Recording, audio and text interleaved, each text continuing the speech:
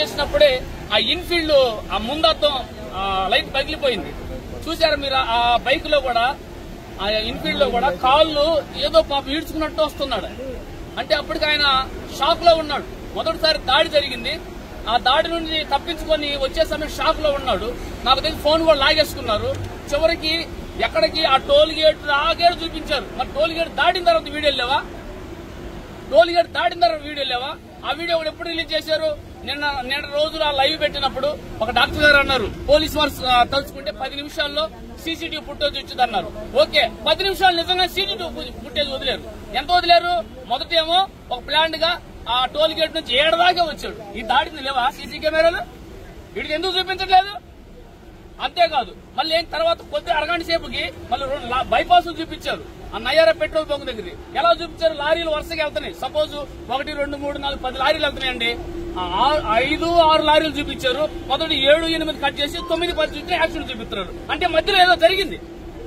ఖచ్చితంగా అది మార్ఫింగ్ చేశారు. బిగ్ టీవీ వారికి పాపం తెలియకపోవచ్చు, వాళ్ళకి రిలీజ్ చేశారు. అసలు బిగ్ టీవీ వారికి ఆ వీడియో ఆడ నుంచి వచ్చింది. CCTV footage Kovvur toll gate దగ్గర ఉన్న ఆ చిన్న ముక్క ఎవరిచ్చారు? ఆ ముందు దాడిని ఎందుకు తీయలేదు? అంటే బిగ్ టీవీ వారు మాకు చాలా హెల్ప్ చేశారు. మేము వాళ్ళు తప్పు పడతలా. ఖచ్చితంగా ఇది ముందుగా పథకం చేసుకున్న ప్రకారం చంపారు.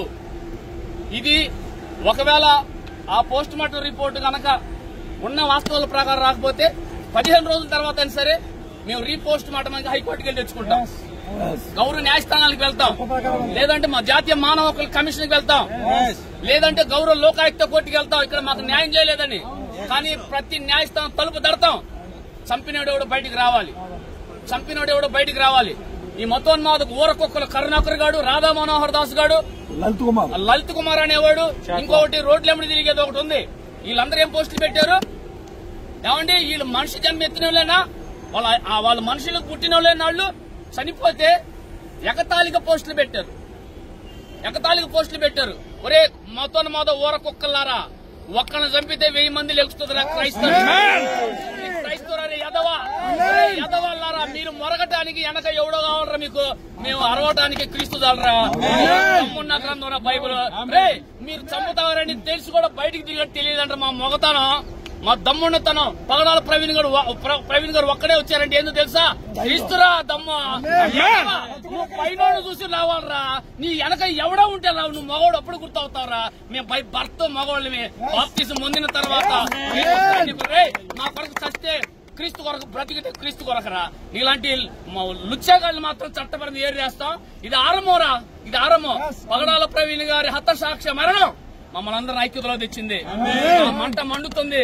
ఇక రండ్రా, ఎవడో చర్చిల జోలికి రండ్రా. మీరు ఎవడైనా సువార్త అడ్డుకుంటాను రండ్రా, చూస్తాం. మేము ఇక ఇప్పుడు దాకా ఓర్చుకున్నాం, చూస్తాం.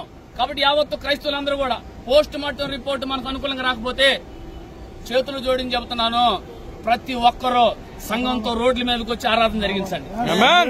సంఘంతో రోడ్ల మీదకి వచ్చి ఆరాధన జరిగించండి. అన్నాలు కూడా కూరలు ఆడే వండుకోవాలి. లేకపోతే ఏడో ఆరంభమైంది ఆ మతోన్మాద ఊర కుక్కలు ఈ రోజు ఈ రాష్ట్రంలోకి జరబడి మా ఊళ్ళని చంపారంటే ఇక మనం మేలుకోకపోతే లాభం లేదు.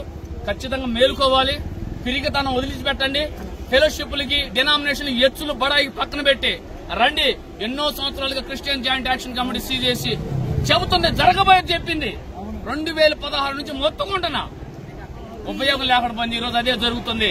కాబట్టి విఘ్నులైన వారులారా, ఈ విషయంలో మనం ప్రార్థన చేయటమే కాదు, ఒక పక్క చట్టం అనే కత్తి పట్టుకోవాలి, మందిరం కట్టడానికి క్రీస్తు అనే రాయిని పట్టుకోవాలి.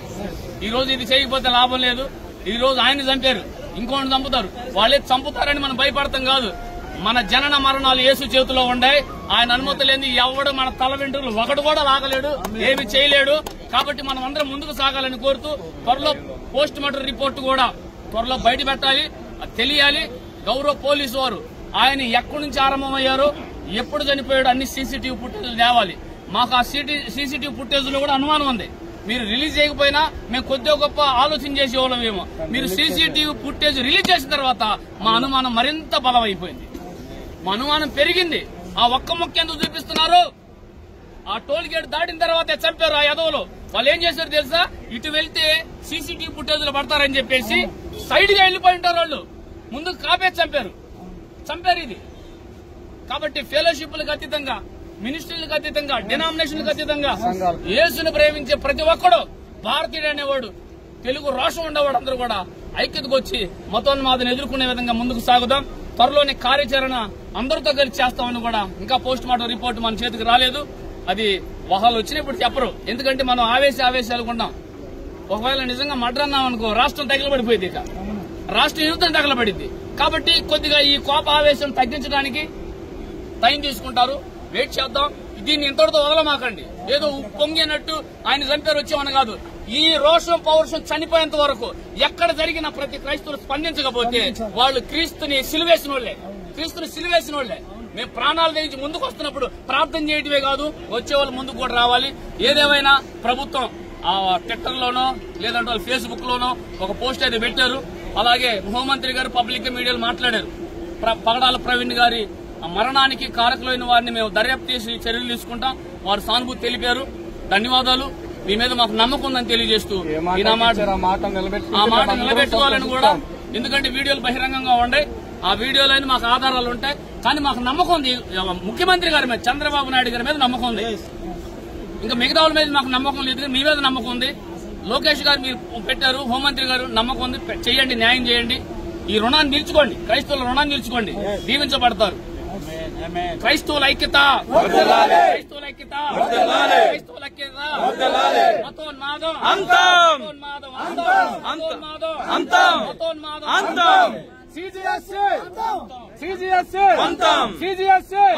మత సామరస్యత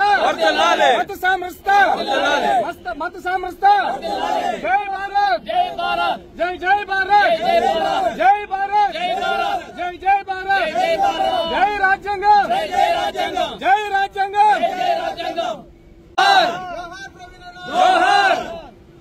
అందరికీ వందనాలు.